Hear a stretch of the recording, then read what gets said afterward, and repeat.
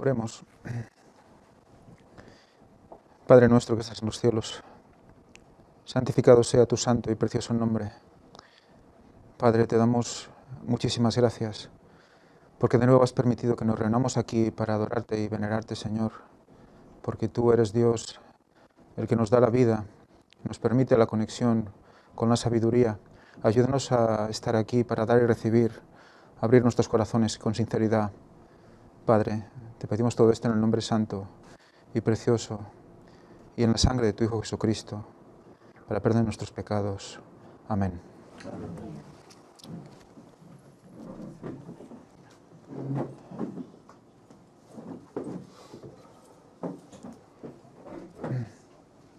Muy bien, pues feliz sábado a todos, bienvenidos.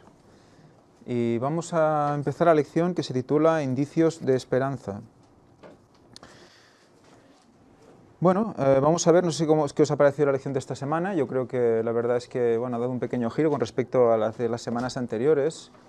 Muy interesante porque vamos a reflexionar un poco sobre la resurrección, la necesidad de esa resurrección. Y vamos a ver también un resumen al final de en qué se basa nuestra esperanza, ¿no? Porque muchas veces quizás estamos muy metidos en temas muy concretos sobre el estudio de la palabra de Dios, ¿no? Y perdemos la globalidad, ¿no? Y pues hoy vamos a hacer un pequeño repaso a todo eso, ¿no? Y que vamos a ver que el plan es perfecto, ¿eh? El versículo para memorizar dice: y Él mismo será mi salvación, porque no entrará en su presencia el impío. La lección más abajo dice que las cosas ciertamente no son como deberían ser. Sin embargo, para un cristiano que vive con la promesa de la segunda venida, hay esperanza, una gran esperanza de lo que las cosas llegarán a ser. Eso es lo que se va a basar la lección de esta semana. Vamos a ir viendo cómo Job se va enfrentando a una reflexión personal, dirigida pues a que realmente todo eso que está pasando al final va a tener una solución, y eso es lo que nos muestra la lección también, en la lección del domingo. En Proverbios 17:28 dice: aún el necio cuando calla es contado por sabio, el que cierra sus labios es entendido. Evidentemente muchas veces nos toca callar para aceptar lo que el Señor quiere decirnos, ¿no? Callar y escuchar, ¿no? Vamos a ver aquí, como dice aquí, dice: como vimos, estos hombres no mostraban, los hombres que estaban digamos, criticando el trabajo de Job, lo que estaba pasando Job. Dice: como vimos, estos hombres no mostraban mucho tacto y simpatía, pretendían hablar a favor de Dios al justificar lo que había sucedido a Job. Y bueno, a veces, ¿qué nos pasa? Que pecamos de lo mismo, ¿no? Al querer darle una explicación humana a todas las situaciones de nuestra vida, a veces simplemente pues no la tiene, ¿no? Tendemos como humanos a intentar ponerle una explicación a todo lo que nos está pasando a nuestro alrededor. Y cuando no lo entendemos, o cuando nuestra lógica humana no lo acaba de comprender, entonces es cuando entramos en esa desesperación, ¿no? No entramos en lo que Elena White habla de esa tranquila resignación, ¿no? Tranquila resignación. Y comprender que eso pues tiene un motivo y que, al final nosotros vamos a comprender eso, ¿no? Sea de aquí 5 años, sea 10 años o, en la eternidad, ¿no? Pero que lo vamos a comprender. Vamos a ver que aquello, pues en realidad nos fue para bien, ¿eh? Job 13, del 1 al 14. Vamos a leerlo, si alguien lo tiene cerca. Job 13, del 1 al 14. Aquí ¿Micrófono? Allí. He aquí que todas estas... No está encendido. Sí. Pues a lo mejor allí no está conectado. No funciona. A ver el otro. No, eso. Espera. Està apagat ara, no? ¿Quieres esto? No, a ver. Has d'apretar 2 o 3 segons, no? Sí, que fins que estigui verd.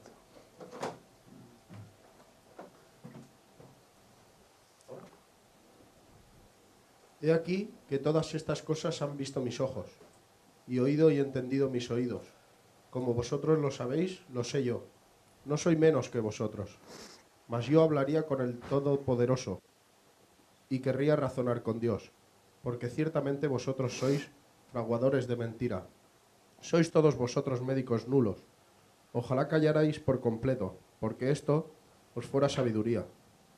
Oíd ahora mi razonamiento, y estad atentos a los argumentos de mis labios. ¿Hablaréis iniquidad por Dios? ¿Hablaréis por el engaño? ¿Haréis acepción de personas a su favor? ¿Contenderéis vosotros por Dios? ¿Sería bueno que Él os escudriñase? ¿Os burlaréis de Él como quien se burla de algún hombre? Él os reprochará de seguro si solapadamente hacéis acepción de personas. De cierto, su Alteza os habría de espantar, y su pavor habría de caer sobre vosotros. Vuestras máximas son refranes de ceniza, y vuestros baluartes son baluartes de lodo. Escuchadme y hablaré yo, y que me venga después lo que viniere. Porque quitaré yo mi carne con mis dientes y tomaré mi vida en mi mano. He aquí, aunque él me matare, en él esperaré. No obstante, defenderé delante de él mis caminos. Y él mismo será mi salvación, porque no entrará en su presencia el impío. Amén. Lo que me decís, ya lo sé. Yo querría hablar con Dios.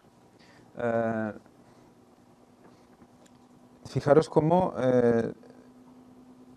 la reprensión es en la dirección de que me estás recordando cosas que yo conozco, pero que ¿por qué me las estás aplicando a mí? ¿No? ¿Por qué le tengo que recibir yo esto? ¿No? Y entonces él, pues más adelante vamos a ver cómo toma la iniciativa y él pues defiende su postura, defiende su posición. Y realmente es realmente impresionante cuando él habla y lo vamos a ver en la lección del lunes. Fijaros cómo dice. Se titula Aunque me matare. Vamos a leer Job 13:15, un momento, porque dice: He aquí, aunque él me matare, en él esperaré. No obstante, defenderé delante de él mis caminos. Y esto mismo será mi salvación, porque no comparecerá en su presencia el impío, que es lo que hemos leído al principio. Fijaros la confianza que expresa Job después de escuchar todo lo que ha escuchado de todos de sus amigos, entre comillas, después de estar sufriendo todo lo que está sufriendo, después de estar con esa enfermedad durante meses. ¿Qué saca? Confianza en Dios. Pero vamos a ver lo que dice aquí Ellen White al respecto, porque nos va a enseñar cosas. Dice: aunque él me matare, en él esperaré. Ese Review Herald. Qué poderosa afirmación de fe. Con todo lo que le había sucedido, Job sabía que la única cosa que todavía no lo había alcanzado era la muerte. Que bien podía venir y que Dios también la podía causar, pero aun si eso ocurría, Job moriría confiando de todos modos en Dios. ¿Hasta qué punto? ¿No? Fijaros todo lo que Job estaba sufriendo y aún había la confianza. Lo último, la confianza. Fijaros cómo nosotros en muchas ocasiones, por un 1% de lo que Job está pasando, o un 0,1% de lo que Job pasó, ya perdemos la esperanza. Ya no nos acordamos de que tenemos que confiar en Dios. Siempre debes recordar las riquezas de la gracia de Cristo. Las riquezas de la gracia. ¿La gracia qué es? La gracia es el don gratuito, ¿verdad? El don gratuito de vida y de todo lo bueno que nos puede dar el Señor es la gracia. Y es gratuito. Dice, atesora las lecciones que su amor provee. Permite que tu fe sea como la de Job, para que puedas afirmar, aunque me matare, en él esperaré. Aférrate de las promesas de tu Padre Celestial y recuerda su anterior trato contigo y con sus siervos, porque a los que aman a Dios, todas las cosas le ayudan a bien. Los que aman a Dios, todas las cosas le ayudan a bien. Entonces, ¿qué nos toca? Si nosotros tenemos en nuestro corazón la disposición de amar al Señor, tenemos que comprender que lo que nos vaya sucediendo en nuestra vida son una serie de pruebas que nos van a ir formando poco a poco y que vamos a ir viendo que cada vez, quizás nosotros no tengamos esa visión o ese concepto de lo que estamos pasando, de qué nivel de prueba estamos pasando, pero el Señor nos va a ir poniendo poco a poco en una serie de pruebas, primero quizás más suaves, aunque para nosotros sean muy grandes. El concepto visto desde la vista del Señor o visto desde nuestra vista es muy diferente, y poco a poco va a ir poniendo otras pruebas que sí podemos superar, y poco a poco otra más grande y otra más grande, y eso va a ir pues formando nuestro carácter. Esa es la manera de pulir el fuego de la prueba, ¿no? El oro puro, la purificación, la santificación de una vida.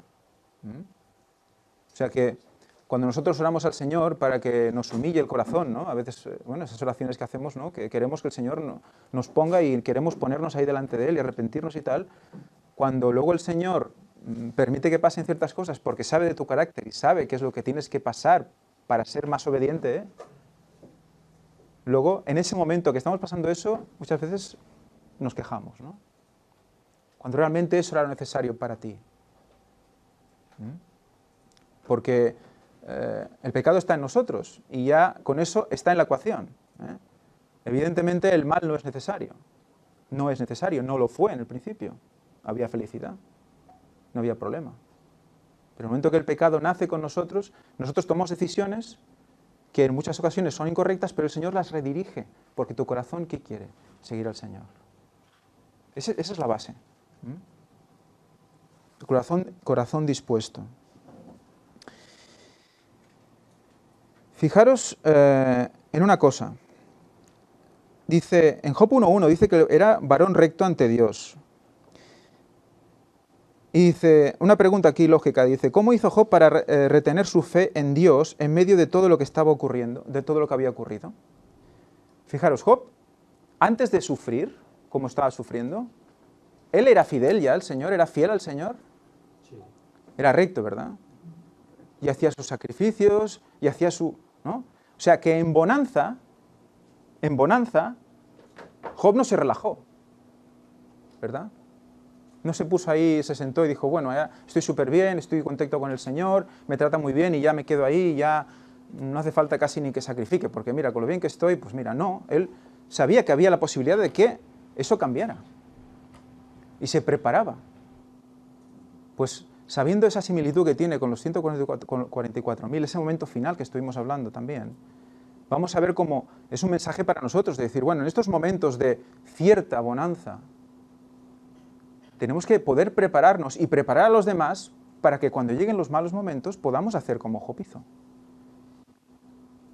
Que podamos confiar en Dios en esos momentos difíciles que van a ser mucho más que ahora.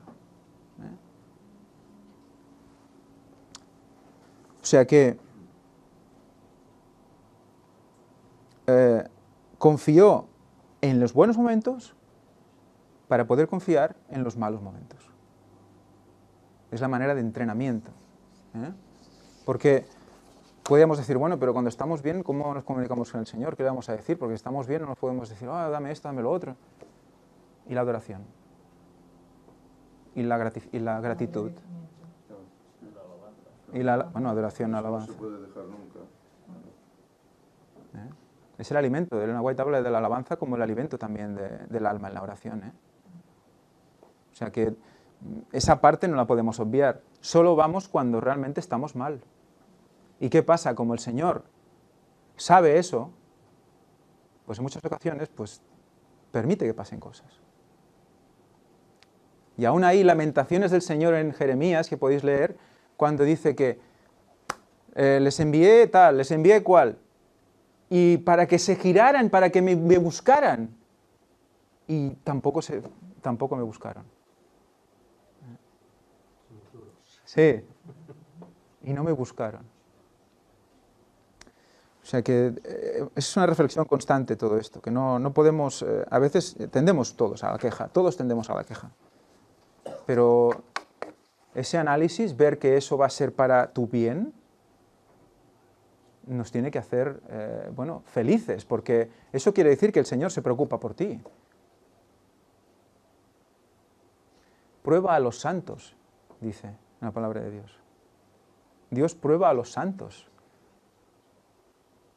¿Por qué? Es muy interesante ese concepto, ¿eh? Porque si son santos, ¿para qué tienen que probarlos? Si ya está... No, prueba a los santos. ¿Por qué? Es la niña de sus ojos.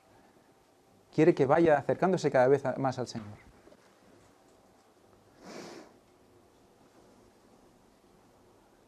Es que la cuestión precisamente es esa, es buscar la perfección.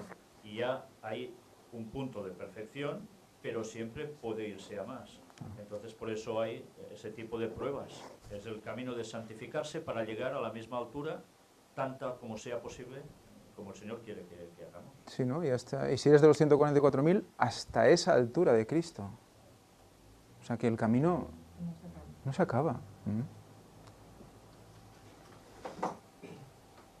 En la lección del martes, indicios de esperanza, dice el versículo: y Él mismo será mi salvación, porque no entrará en su presencia el impío. Recordemos que antes de esto viene: defenderé delante de Él mis caminos. Y luego dice: y Él mismo será mi salvación. Qué interesante esto, porque dice: defenderé delante de Él, o sea, de Dios. En otras versiones dice: delante de su cara, mis caminos. ¿Por qué defenderás tus caminos delante de Dios? ¿Qué le dirás? Señor, yo hice lo que tenía que hacer. Haz conmigo lo que tengas que hacer. Yo hice mi parte. ¿Podemos decir eso? Yo hice mi parte. Es que Job está expresando una confianza en que realmente él hacía lo bueno y él estaba convencido de que estaba haciendo lo correcto. De hecho, es lo mismo que la parábola de los talentos, ¿no? Cuando le entregan los talentos, los dos primeros, muy bien. Y así se acreditan delante de Dios. Me has dado esto, y yo te devuelvo esto, y más. Pues es lo mismo, debemos hacer eso. Es lo que estás diciendo, pero en la parábola de los talentos.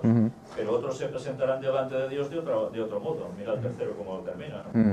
O sea, todo lo contrario. Tuve miedo de... sí, claro. Bueno, y aquí nos hace una reflexión sobre la resurrección. ¿En qué tenía la confianza Job, no? Dice que será mi salvación. Por lo tanto, dice, aunque yo muera, será mi salvación. Entonces él tenía claro que la muerte no le iba a parar para poder ser salvo. O sea, que tenía el concepto de la resurrección. Mucho antes de que, ni que Cristo viniera, ni nada, ¿no? O sea, que siempre ya se tenía esa idea de que había que volver, que había una eternidad, para bien o para mal, ¿no? Y nos hace reflexionar la lección sobre la resurrección. Vamos a leer 1 Corintios 15, del 11 al 20.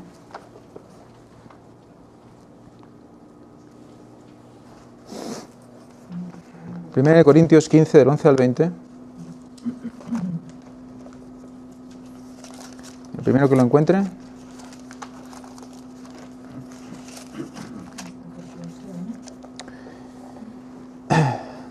Yo mismo. Porque o sea yo o sean ellos, predicamos y así habéis creído.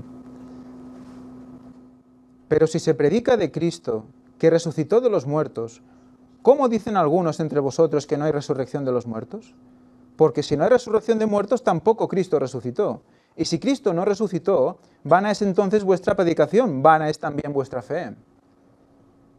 Y somos hallados falsos testigos de Dios, porque hemos testificado en contra de Dios que Él resucitó a Cristo, y al cual no resucitó, si en verdad los muertos no resucitan. Porque si los muertos no resucitan, tampoco Cristo resucitó.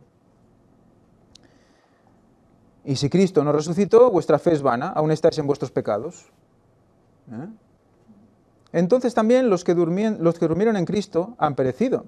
Si solamente en esta vida tenemos puesta nuestra esperanza en Cristo, somos los más dignos de lástima de todos los hombres. Ahora bien, Cristo ha resucitado de los muertos, primicias de los que durmieron es hecho. Y aquí viene la pregunta que me gustaría hacer para reflexionar un poquito y para que también deis vuestra opinión y así todos participamos. La resurrección de Cristo. ¿Por qué era necesario que resucitara Cristo? Porque, es una pregunta, porque quiero escucharos. Hizo real la promesa, ¿no? La promesa que él hacía de resurrección, pues la hizo real con su propia resurrección, ¿no? Micro mejor. Si eres capaz de repetirlo.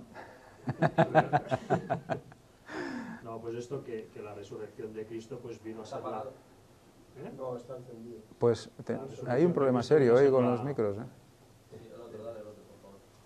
Madre mía. Tenemos un virus hoy de micros. Sí, pues esto, que la resurrección de Cristo pues fue la prueba de lo que él prometía, ¿no? De la propia resurrección. Fue la materializar algo que era teórico, ¿no? Él con su muerte nos libra de la condenación del pecado, ¿verdad? De la condenación de la ley. ¿Solo con la muerte no hubiera sido suficiente? Porque podríamos haber resucitado. Dios es todopoderoso, podría habernos resucitado a todos sin que Cristo tenía que haber resucitado. ¿Por qué Él tenía que morir y luego resucitar? Dios es todopoderoso. La justicia. Garantía. Garantía. Es una garantía. Claro, era una garantía de que Dios demostraba a la humanidad de que, bueno, a la humanidad y a los otros mundos, de que a través de Cristo podía vencer la muerte. Y la muerte representaba a Satanás, o sea que Satanás en ese momento ya estaba vencido. Porque lo demostró delante de todo el mundo. Es más, también llevó a cabo un acontecimiento que no había sucedido antes, que era levantar a un muerto a la vida de nuevo. Entonces, claro, eso fue como un shock, a todos los que lo vieron fue como un shock emocional y mental y espiritual a todos los niveles, ¿no? De decir, ¿cómo puede ser, no? Esto es la bomba, ¿no? Claro, porque nadie lo podía hacer, solo Dios. Levantar un muerto y devolverle la vida, ¿no? Y que fuera Dios el primero que lo experimentara, pues fue como un claro ejemplo de por dónde teníamos que ir nosotros también como cristianos, ¿no? Para morir en fe, para luego ser partícipes de la resurrección, ¿no? Y luego además yo creo que también tiene otro concepto, otra simbología, que bueno, eso lo matizo yo personalmente, pero es que si Dios no lo fuera hecho así de una forma tan profunda, el ser humano se fuera olvidado en 3, 4 décadas quizá, o al igual en menos. Y sin embargo ahora han pasado cerca de 2000 años ya, porque ahora en el 2031 se cumple el segundo milenio, y todavía la gente sigue hablando de este fenómeno. Y si no fuera sido verdad esto, que ahora la gente todavía pudiera poner en duda de qué es que Cristo, cómo iba a resucitar y tal, el cuerpo de Cristo lo tendrían en un museo seguramente, porque el hombre es así de retorcido. Bueno, la gente que trabaja para el mismo demonio en las grandes cúpulas lo tendrían en un museo, como galardonándose de que Satanás es mejor que Dios. Satanás no fuera dudado en hacerlo eso, para demostrar que él sería mejor que Dios. Porque todo lo que ha podido y todo lo que Dios ha permitido que lo hiciera y que ha estado en sus manos, lo ha hecho. O sea que si no se ha encontrado el cuerpo de Cristo, si hay evidencias de que ha existido históricamente pruebas arqueológicas y encima hay escritos que corroboran y hay gente que ha tenido experiencias a nivel espiritual, no hay nada más que decir. Dios hizo el camino perfecto para el cristiano, ¿no? Y yo os pregunto, ¿la resurrección como tal, entonces, está reflejada en la ley de Dios? ¿Está reflejada en los 10 mandamientos la resurrección? Vamos a leer algo, porque realmente vamos a ver otro punto más de cómo está explicada la resurrección y a qué leyes se somete y por qué el Señor también tenía que Cristo pasar por ahí también. Vamos a leer Romanos 7, del 2 al 6.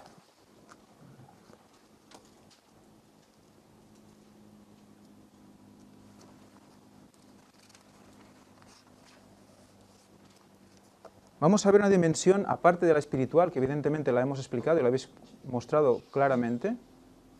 Vamos a ver una dimensión que nos va a hacer entender también muchas cosas de nuestra vida diaria. ¿Qué representamos? Vamos a ver, dice 7, del 2 al 6, dice: porque la mujer casada está sujeta por la ley al marido mientras éste vive. Pero si el marido muere, ella queda libre de la ley del marido. ¿De qué está hablando Ángel ahora? ¿Qué tiene que ver esto con la resurrección? Bueno, vamos a ver. Y va a ser la Biblia que lo va a decir, yo no. Así que, si en vida del marido se une a otro varón, será llamada adúltera. Pero si su marido muere, es libre de esa ley. De tal manera que si se une a otro marido, no será adúltera. Ahí está clara la ley. ¿Esa ley os suena? ¿Está en los 10 mandamientos? No codiciarás a la mujer del prójimo, ¿no? Hay una parte, ¿no? No adulterarás. Y sigue diciendo: así que, hermanos míos, también vosotros habéis muerto a la ley mediante el cuerpo de Cristo para que seáis de otro, del que resucitó de los muertos, a fin de que llevemos fruto para Dios. ¿Veis por dónde voy? ¿Quién es la iglesia? ¿La esposa? Sí. Nosotros somos la esposa. Nosotros somos la esposa. Vamos a leer otra vez esto. Dice: así que, hermanos míos, también vosotros habéis muerto a la ley mediante el cuerpo de Cristo. Él murió en la cruz con nuestros yos. Nuestro yo estaba ahí. ¿Con quién estábamos casados nosotros? Nos dice antes, nos da un ejemplo. Si estás casado con alguien, no te puedes volver a casar con alguien si antes no hay una muerte o adulterio, ¿no? En este caso se concentra en la muerte. ¿Con quién estábamos casados nosotros? Con el pecado, con el yo, es lo mismo, ¿no? ¿Por qué tuvo que morir Cristo? Porque es que si no, no podíamos casarnos con Dios. Esto es brutal.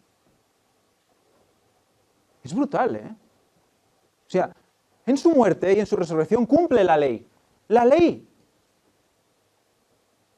Porque era necesario la resurrección también. Porque es su ley, no puede ir contra su propia ley.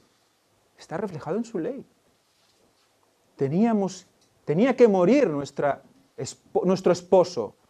¿Sabéis que Baal significa esposo? ¿Quiénes son los Baales? ¿Recordáis los Baales? ¿Los Baales quiénes son?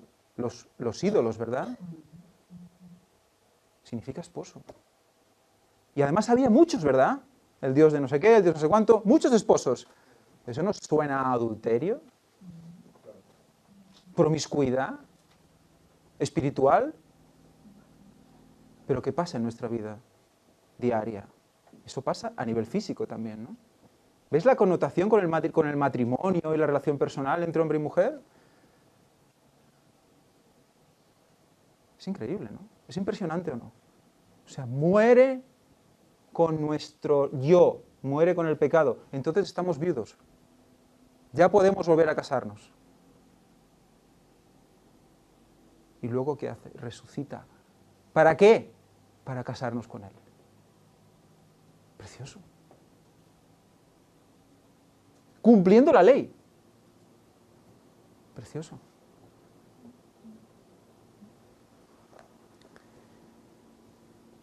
Porque mientras estábamos en la carne, las pasiones pecaminosas despertadas por la ley actuaban en nuestros miembros llevando fruto para muerte. Pero ahora estamos libres de la ley por haber muerto para aquella para aquella en que estábamos sujetos, de modo que sirvamos bajo el régimen nuevo del Espíritu y no bajo el régimen viejo de la letra. La condenación de la ley se describe aquí. Libres de la condenación de la ley, volviéndonos a casar con Dios. ¿Cuándo certificamos nuestro casamiento con Dios? En el bautismo. Esa es la boda. La boda espiritual. Fijaros lo interesante, lo importante de la institución matrimonial. Qué impresionante.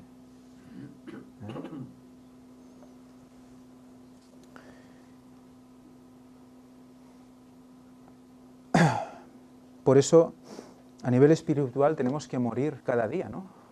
Decía Pablo, cada día muero. Si no, no me puedo casar con Dios cada día. Tengo que cumplir la ley en eso también. Cada día muero. Espectacular.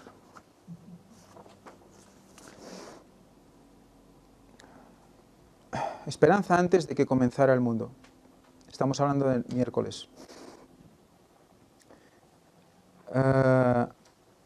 Aquí otra cosa interesante. Vamos a leer la cita de Elena White que aquí nos dice. Y bueno, y antes que dice aquí la lección, Job tenía esperanza porque servía a un Dios de esperanza. No podemos perder la esperanza porque estamos sirviendo a un Dios de esperanza. Si perdemos la esperanza, perdemos a Dios.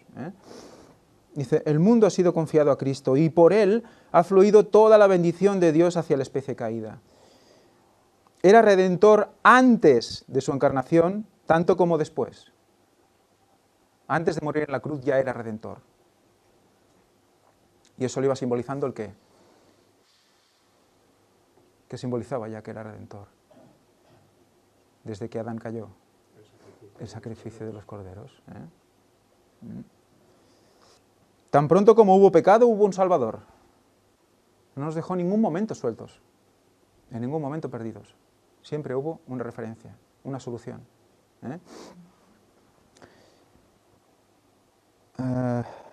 Vamos a leer, hay una serie de versículos aquí que nos hacen leer, pero me gustaría hacer énfasis en el Efesios 1:4.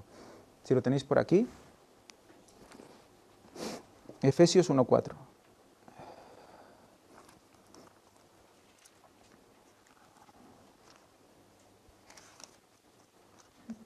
Efesios 1:4. Según nos escogió en él, antes de la fundación del mundo, para que fuésemos santos y sin mancha delante de él. Fijaros, ¿qué texto? Nos escogió en él desde antes de la fundación del mundo. ¿Cuál es la clave de esta frase? Es muy interesante esto, porque habla de una cierta predestinación, ¿verdad? Pues estamos escogidos desde antes de la fundación del mundo. ¿Qué quiere decir esto? ¿Escogidos? Él ya sabía las personas que reaccionarían. ¿Cuáles son? Porque la frase lo dice. Los santos. Y sin mancha delante de él. Ya. Su pueblo, ¿no? Sí, pero en él. Es la clave en él. Porque los escogidos no es decir a dedo, mira, tú y tú por capricho, mira, estos, ya está. Y los otros, ala, que les den. No es así. Es los escogidos en él, en Cristo. ¿Qué quiere decir? Que en Cristo hay predestinación, hay salvación. O sea, la predestinación en Cristo es salvación. No hay otro final. En Cristo no hay otro final. Escogidos en él. Es impresionante. O sea, que tú te puedes acoger a esa predestinación que está hecha para los que quieren acogerse a ese tren que lleva a la salvación. No hay otra. ¿Que él sabe quiénes son los que van a elegir eso? Sí, claro que lo sabe. Pero tú puedes elegir, tú puedes decidir coger ese tren o no cogerlo. ¿Que él sabe que lo puedes coger o no? Sí. ¿Que lo vas a coger o no? Sí. Pero, es claro, siempre estamos igual. O sea, él no te va a decir, no, mira, esto, tú estás para allá, nada.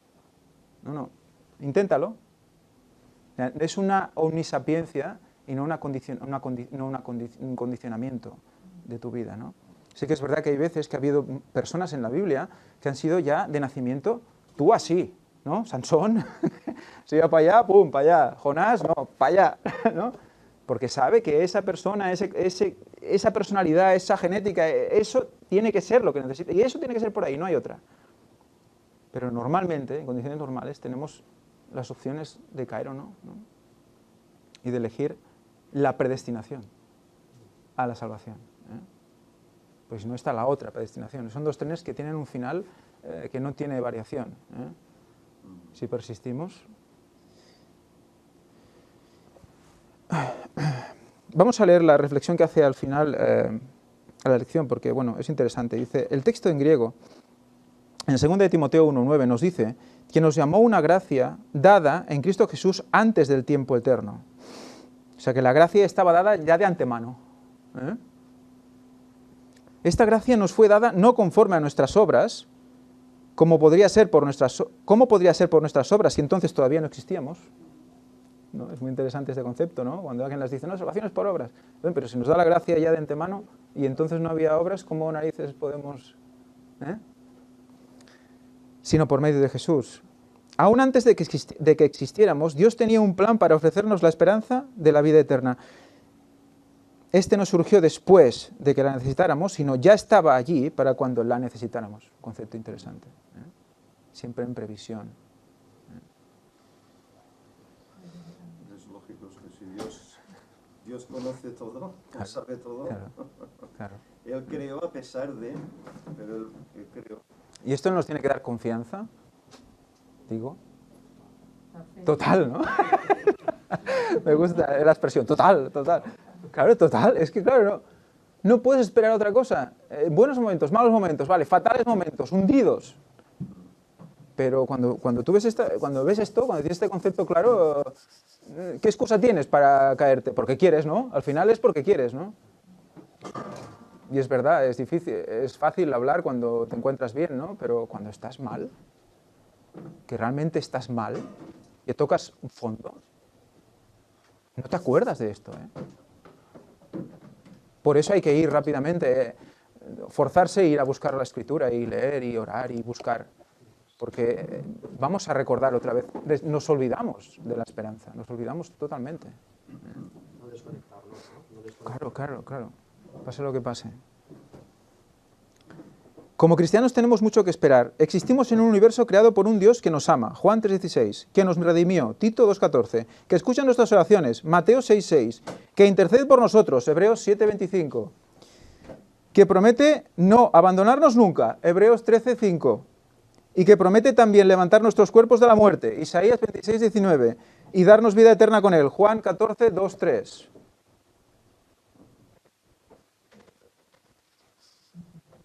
Esta lección a mí me ha gustado por eso, porque te saca de estar ahí linealmente y lo ves todo global y dices, pero es que está ahí, está todo el plan ahí, ¿no?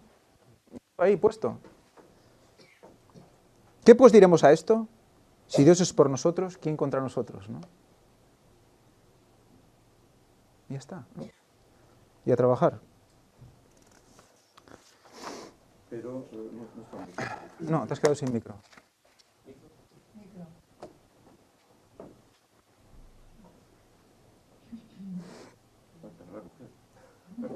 Facis mal, ¿eh? ¿Están llegando? ¿Se oye? No, enciéndelo. Ahora sí. ¿Se oye? ¿Se oye ahora? Sí, vale. Sí, quería comentar que, bueno, todo eso que estamos hablando es por medio de la fe, ¿no? Nosotros creemos y Él ya lo pone todo, ¿no? Pero es que no solo necesitamos la fe, necesitamos también actuar, las obras, la obediencia, ¿eh? Por eso Santiago dice que Abraham fue justificado por la fe, pero también Por sus obras. por las obras, porque él se movió, ¿eh? Y claro, no es solo aquello que se dice, cree en el Señor y será salvo, ¿no? Ya está. No, esto es una faceta, pero luego hay otra, hay una respuesta por parte del creyente que tiene que obrar en consecuencia. Yo no puedo ser solo creyente para mí y ya está. Yo tengo que ser creyente y darlo a conocer a los demás de que soy creyente. ¿De qué forma? Obrando en consecuencia. ayudando, predicando, etcétera, etcétera, ¿no? Por eso una cosa va ligada con la otra. ¿eh? La fe es lo que Él ha hecho por nosotros, ¿no? Darnos esa fe, pero en consecuencia nosotros también tenemos que obrar obedeciendo. Porque si nos fijamos a través de la Biblia, todos, hombres o mujeres, ¿qué hicieron? Obedecer a los mandatos divinos. Cuando no obedecían, pecaban. Tenían que arrepentirse, tenían que volver y seguir obedeciendo. Y así es la vida del cristiano. Hay que obedecer hasta el final. No, fíjate que hasta Job hizo eso, les predicó. Job estaba allí y encima les predica. Mira, esto es así, lo que decís. ¿No? O sea que la predicación es ese tercer punto que es el que da sentido al resto, ¿no?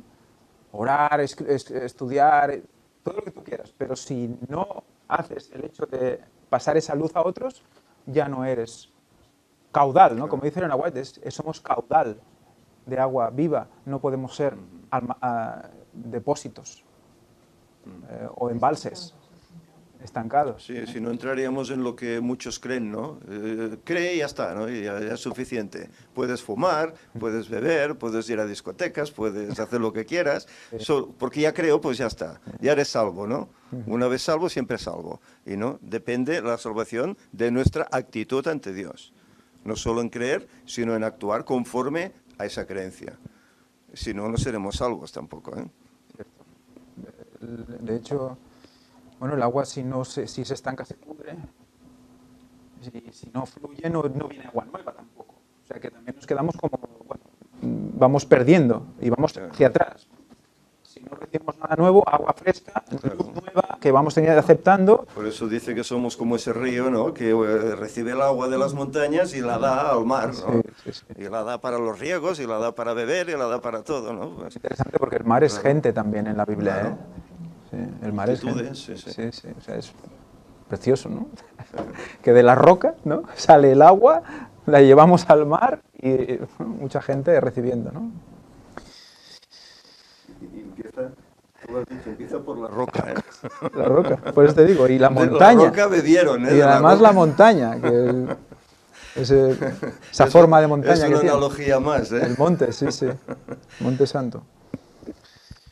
Bueno, al final el jueves nos hacen un repaso de todo esto como se estaba hablando desde el principio, desde Génesis hasta, pasando por Apocalipsis.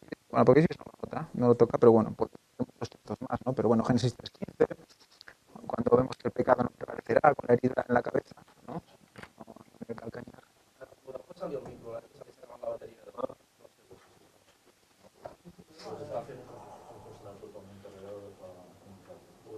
Bueno, tenemos hoy los micros una maldición. Sí, es que está cortándose la señal tuya. Qué raro. Pues nada. Pero no, ese. Este. A lo mejor hay interferencia. Puede ser que haya interferencia. El cable de Ethernet, sácalo de ahí, que quizás...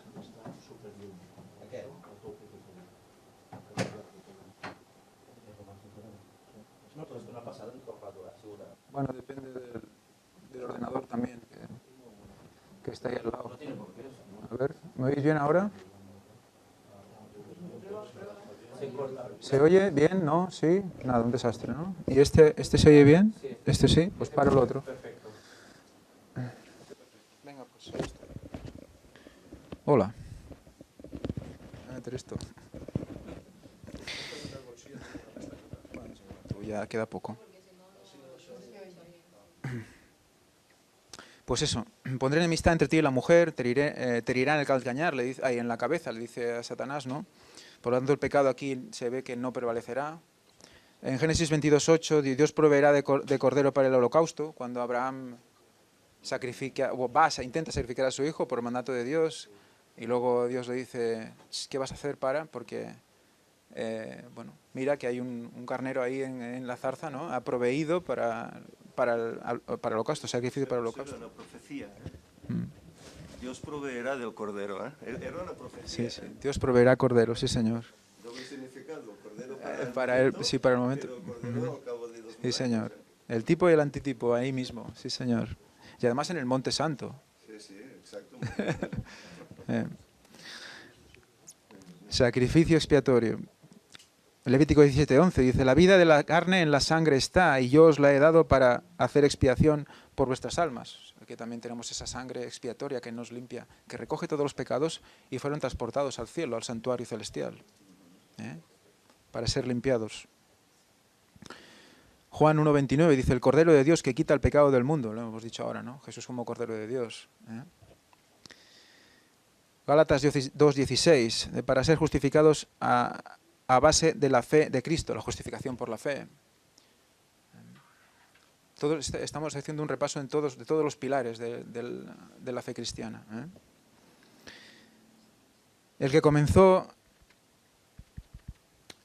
en vosotros la obra, la perfeccionará hasta el día de Jesucristo. ¿Eso qué es?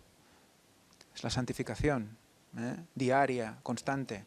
Ese morir al yo para poder casarnos con Dios. Ese concepto creo que os va a quedar en la cabeza. Es que es una situación de...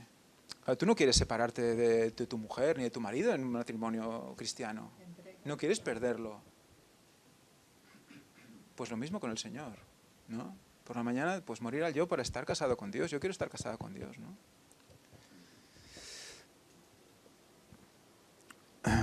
¿Qué más? 1 Corintios 10:13. Proveerá juntamente con la tentación la vía de escape. Tentación aquí sería prueba, cuando buscáis el significado. Y siempre con una cosa viene la otra. O sea que no podemos desesperar. Tenemos las dos cosas. Y no nos da más de lo que podemos soportar. Exacto, es lo que dice el versículo, exacto. Los santos recibieron posesión del reino. ¿Qué nos espera entonces? Heredar el reino. Entonces se levantará Miguel, Daniel 12, de 1 y 2. Unos para vida eterna, los resucitará, y otros para muerte eterna. Pero bueno, dice, serán salvados todos los escritos en el libro, dice. O sea que ahí es donde tenemos que estar. Y todo esto no sirve de nada si no hacemos lo que decía Josep, ¿no? Ese proselitismo prohibido por el Vaticano es lo que tenemos que hacer nosotros. O sea que debemos empezar a prepararnos para correr.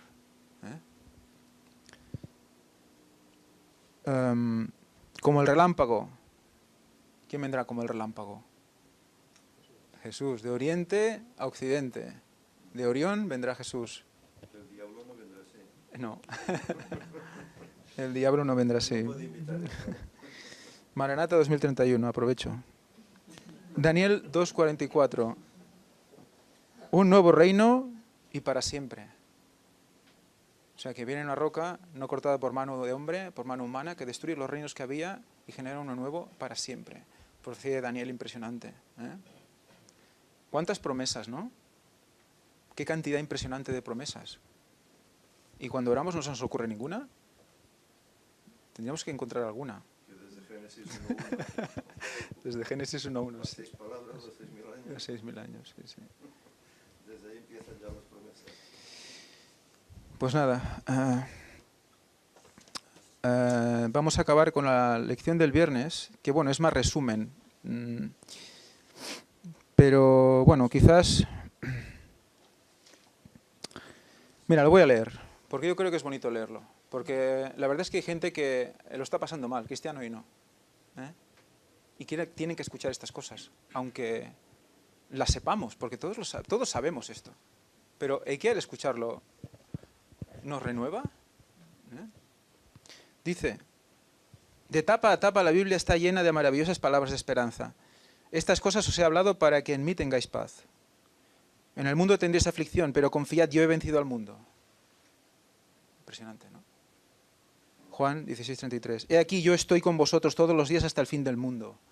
Mateo 28:20. Cristo nos redimió de la maldición de la ley, hecho por nosotros maldición. Gálatas 3:13. Cuanto está lejos el oriente del occidente, hizo alejar de nosotros nuestras rebeliones. Salmos 103:12. Por lo cual estoy seguro de que ni la muerte, ni la vida, ni ángeles, ni principados, ni potestades, ni lo presente, ni lo porvenir, ni lo alto, ni lo profundo, ni ninguna otra cosa creada nos podrá separar del amor de Dios, que es en Cristo Jesús, nuestro Señor. Solo nosotros podemos hacerlo, de separarnos. Solo nosotros podemos decidir separarnos. Pero todo esto que hemos leído aquí no. Es para pensar. Todo eso no, pero nosotros sí.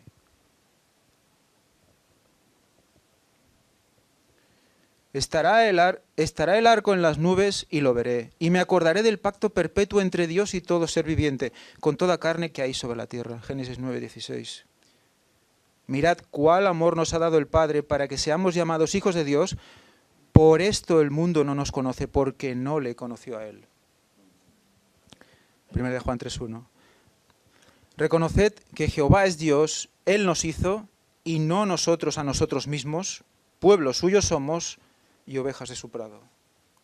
Salmos 103. Estos textos son solo unos pocos de los que nos revelan en la palabra cómo es nuestro Dios y qué nos ofrece. ¿Qué razones habría para tener alguna esperanza si no fuera por lo que se nos reveló en la Biblia? ¿Sin esto podemos vivir? ¿Cómo se puede plantear a alguien vivir? ¿Sabes? Es que piensas, ¿cómo vivía yo antes? Hipnotizado. Pero sin saberlo. O sea, la hipnosis es eso. Vives creyendo que estás viviendo una cosa, pero estás viviendo otra. Y es una droga que te hace sentir bien en una situación mala. Ya está. Cuando despiertas, entonces te toca enfrentar la realidad. Y entonces te arrodillas ante Dios y ¿qué haces? ¿Le pides perdón? ¿Te arrepientes? Y entonces es Él el que te eleva si hace falta, cuando toque. Vivimos encadenados a cosas del mundo, ¿no? Enganchados. Es una droga. Rellenos de placebos. Disfrutando lo mejor que se puede, ¿no? Están diciendo por aquí, rellenos de placebos, disfrutando lo mejor que se puede. Exacto. Pero luego cuando conoces a Dios te das cuenta de que es lo mejor también, ¿no? Exacto. Ahí es lo que... Cuando tú pruebas lo bueno, lo malo ya no lo quieres, ¿eh? ¿No os pasa? Estás conduciendo el coche de toda la vida y luego compráis uno, si tenéis la suerte de comprar un coche nuevo, o podéis probar un coche y decís, ¡buah! Yo me acostumbro a esto ya, pero el otro no. Lo otro ya no lo quiero, ya no lo quiero. Bueno, es una comparación un poco materialista, pero es un poco un concepto de sensación, ¿no? De cómo realmente no quieres volver. Cuando has probado la gracia del Señor, no quieres volver. Pero Satanás intenta constantemente el engaño para volver. Y con unas cosas muy sutiles. Haciéndonos creer que estamos sirviendo al Señor, podemos servir a Satanás. Yo quería leer una cita que compartí ayer en el grupo, pequeña, pero que realmente es tan profunda y muestra todo lo que... Bueno, la voy a leer para que lo entendamos mejor. Dice, nuestra felicidad surge no de lo que nos rodea, sino de lo que hay dentro de nosotros. No nace de lo que tenemos, sino de lo que somos. La felicidad en realidad estará dependiendo de qué es lo que somos nosotros, de qué es lo que tenemos adentro, de qué es lo que contemplamos, con quién nos relacionamos. Si nos relacionamos con Dios, como lo explicaba ayer en el grupo que dice, como decía Sam, que somos nosotros, somos trapos de inmundicia, somos pecadores, claramente. Pero si nosotros tenemos esa comunión con Dios, si cada día oramos, si cada día vamos a Él a buscarlo en su palabra, si cada día testificamos, entonces nuestro ser se está convirtiendo ¿en qué? En el mismo ser de Cristo. Nos estamos asemejando a Cristo. Y por lo tanto, todo eso que tenemos adentro, todo eso que somos realmente, vamos a ser felices. ¿Por qué? Porque estamos en Cristo. Pero cuando no estamos en Cristo, todo lo que nos rodea nos afecta. Como decía el versículo, que ni la muerte, ni nada puede separarnos de Dios cuando estamos en Dios. Pero cuando realmente no estamos arraigados en la verdadera fe, todo nos va a afectar y por lo tanto no seremos felices. Pero si estamos arraigados en Cristo, a pesar de que vengan los problemas y todo, vamos a ser felices. ¿Por qué? Porque tenemos una esperanza mejor. que pronto va a acabar todo este mundo de sufrimiento y que vamos a estar con Dios para siempre y que nuestra felicidad será eterna en ese momento. Pero tenemos que empezar a vivirla hoy aquí, porque es la manera de cómo vamos a poder encajar en el cielo. Amén. Y vamos a leer para las preguntas para dialogar, vamos a leer los dos últimos párrafos, bueno, las dos últimas, unas frases del final.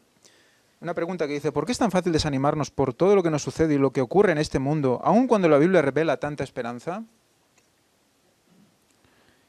¿Qué podemos hacer en un nivel práctico para mantener siempre esta esperanza ante nosotros y regocijarnos por ella? Venga, va, contestad. ¿Qué podemos hacer a un nivel práctico?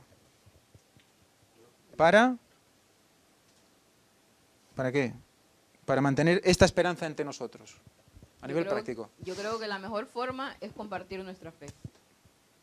Si nosotros compartimos nuestra fe, si nosotros nos ponemos a ayudar a los problemas de los demás, nos olvidaremos completamente de los propios.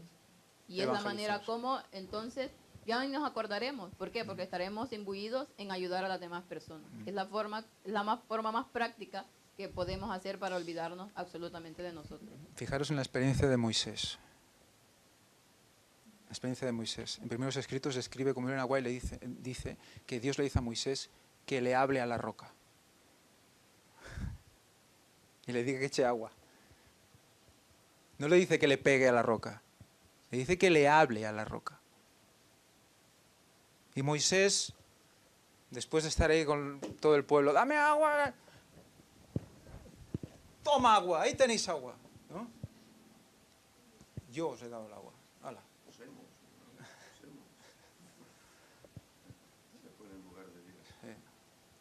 Os hemos dado agua. Entonces, dice Elena White que por un momento en su vida que pensó solo en sí mismo, dice así,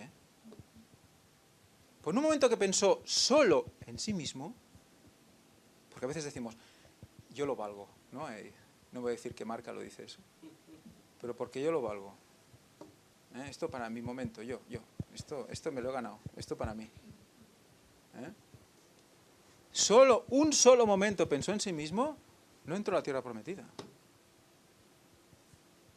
Resucitó, se arrepintió, porque se resucitó y tal, y está en el cielo ahora, es uno de los pocos. Está en una tierra mejor. Pero quedó como ejemplo para todos. Es impresionante, ¿verdad? Yo cuando lo leí hace poco... Solo. Esto es la importancia de la fidelidad. Dice un solo pecado no declarado, no arrepentido, nos puede apartar de la salvación. Uno solo, Fijaros en el pecado, Pensó solo en sí mismo. Una vez. En 40 años. Y es que dice Elena White que el amor a mí mismo es lo que trae inquietud. Y claramente, si nos centramos en nosotros mismos, estaremos todo el tiempo inquietados, estaremos todo el tiempo preocupados, no estaremos tranquilos. Y es eso, porque nos concentramos en nosotros mismos. Que no quiere decir que no nos amemos. No, claro, muy diferente. Si no, no podemos amar a los demás. Ese equilibrio, ¿no? Evangelizar. Esa es la clave.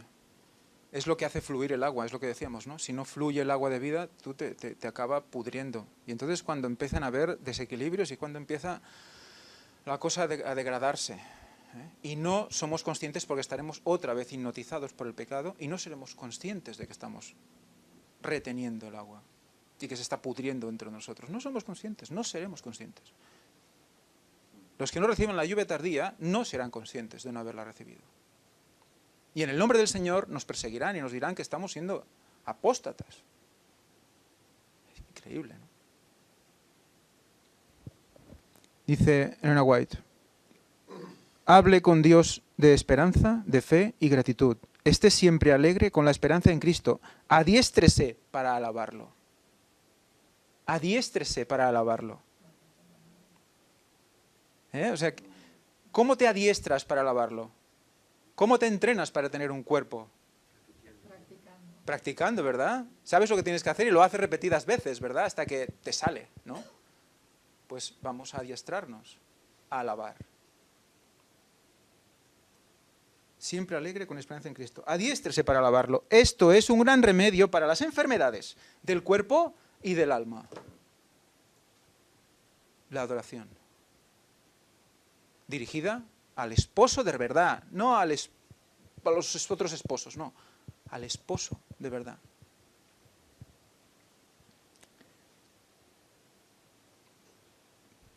¿Por qué la alabanza es tan importante para mantener nuestra esperanza en el Señor? Porque extraemos la atención del yo hacia Dios, hacia los demás, en oración. La mente es poderosa. En Cristo más. Donde la ponemos, donde la dirigimos, ese será el poder que vamos a sacar, no hay más. Donde nos enchufemos, ahí vamos a recibir la energía correcta.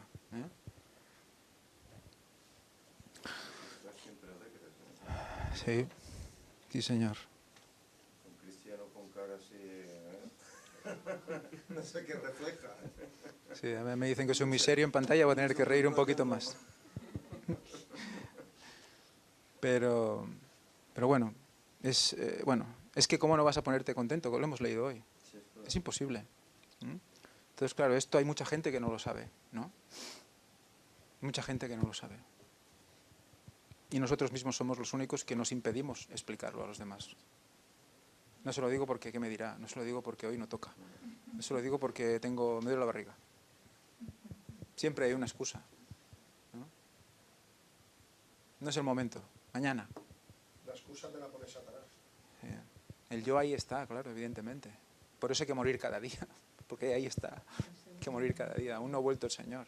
El pecado aún está. Bueno, si queréis añadir alguna cosa más, algún comentario, pues bueno, pues por mí damos acabada la lección de hoy de Escuela Sabática.